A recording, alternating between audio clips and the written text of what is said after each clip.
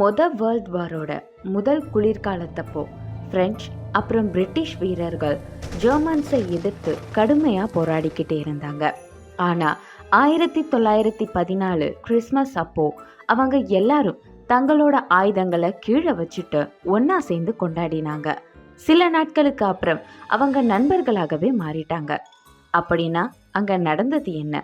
அப்போ அவங்களோட வயலன்ஸ் எங்கே போச்சு?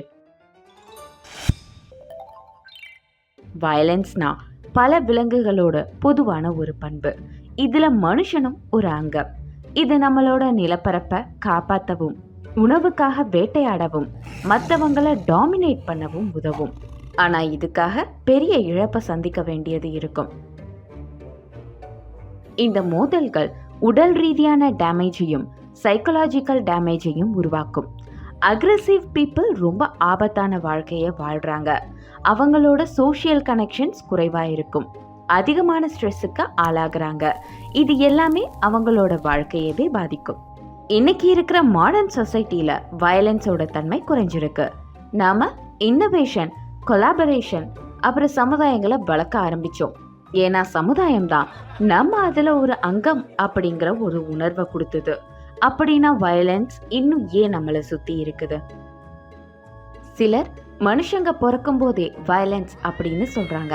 பிரைமட்டாலஜிஸ்ட், அதாவது விலங்கு ஆய்வாளர் ராபர்ட் சப்போல்ஸ்கி இதுக்கு இன்னொரு தியரியை டெவலப் பண்ணாரு.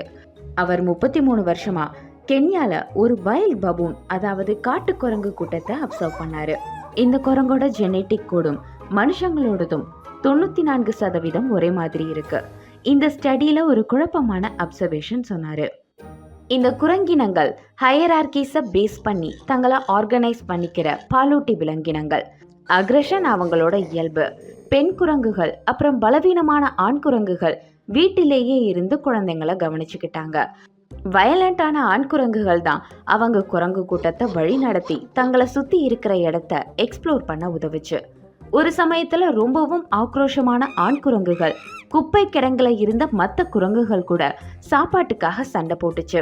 இதோட விளைவு காசநோய் பரவுறதுக்கு காரணமாக அமைஞ்சது.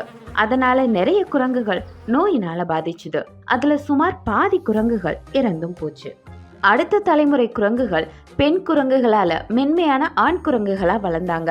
அந்த சின்ன குரங்குகள் வளர்ந்த அப்புறம் ரொம்ப ஃப்ரெண்ட்லியாகவும் சண்டை போடுற தன்மை கம்மியா இருக்கிறவங்களா உருவாகி இருந்தாங்க.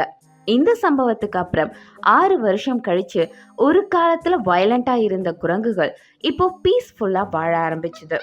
அடுத்து வந்த வருஷங்கள்ல இந்த குரங்குகள் கொலாபரேஷனால ஒன்னா சேர்ந்து வளர்ச்சி அடைஞ்சாங்க. வேற கூட்டத்தை சேர்ந்த ஆண் குரங்குகளும் இந்த பீஸ்ஃபுல் கம்யூனிட்டி கூட ஜாயின் பண்ணதுக்கு அப்புறம் தங்களோட ஆக்ரோஷமான பண்புகளை விட்டுட்டு புது லைஃப் ஸ்டைலுக்கு ஏத்த மாதிரி அட்ஜஸ்ட் பண்ணிக்கிட்டாங்க. இதனால எல்லா குரங்குகளும் ரொம்ப கம்மியான ஸ்ட்ரெஸ்ஸோட நல்ல ஆரோக்கியமான உடல் நலத்தோட உயிர் வாழ்றதுக்கான வாய்ப்புகளும் சிறப்பாகவே இருந்துச்சு.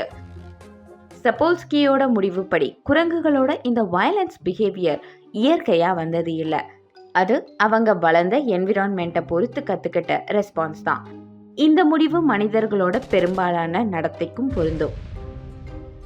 குழந்தைங்க அவங்களோட பெற்றோரை அப்சர்வ் பண்ணி வீட்டில் பார்க்குறத இமிட்டேட் பண்ணுறாங்க.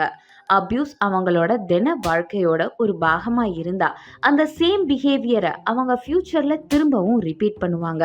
அவங்க குழந்தைகளுக்கும் அடுத்த தலைமுறைக்கும் இதே பிஹேவியரை பாஸ் பண்ணுவாங்க. ஆனால் அது மட்டும்தானா காரணம்? சப்போல்ஸ்கி பின்னால எழுதுனது இன்னும் சிக்கலானது. அவர் சொன்னது, நம்மளோட நடத்தையை நம்ம புரிஞ்சுக்கணும்னா, எல்லா நல்லதும் கெட்டதும் ரெண்டுத்துக்கு நடுவில் இருக்கிறதையும் புரிஞ்சுக்கணும்னா அதை ஒரே ஒரு விஷயத்தை வச்சு எக்ஸ்பிளைன் பண்ண முடியும்னு நம்பினா அதை நாம் எப்பவுமே புரிஞ்சுக்க முடியாது. அது ஒரு பிரெயின் பார்ட் ஆகட்டும், ஒரு சைல்ட்ஹுட் எக்ஸ்பீரியன்ஸ், ஒரு ஹார்மோன், ஒரு ஜீன் அல்லது எந்த ஒரு காரணத்தாலையும் முழுசா புரிஞ்சுக்க முடியாது. நீங்க என்ன நினைக்கிறீங்க?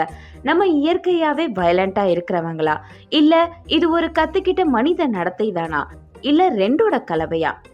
இதை கத்துக்கிட்டது தான் அப்படின்னா இந்த தீய சுழற்சியை உடைக்க வழி இருக்கா, இல்ல ஒவ்வொரு முறையும் ஒரு பெரிய பேரழிவு வந்தாதான் பிரேக் ஆகுமா? உங்க கருத்துக்களை கீழே கமெண்ட்ஸ்ல சொல்லுங்க. இந்த வீடியோ பிடிச்சிருந்தா இதே மாதிரி நிறைய வீடியோவை உருவாக்கணும்னு நினைச்சா எங்க சேனலுக்கு சப்ஸ்கிரைப் பண்ணுங்க, அப்புறம் பேட்ரான்ல சப்போர்ட் பண்ணுங்க.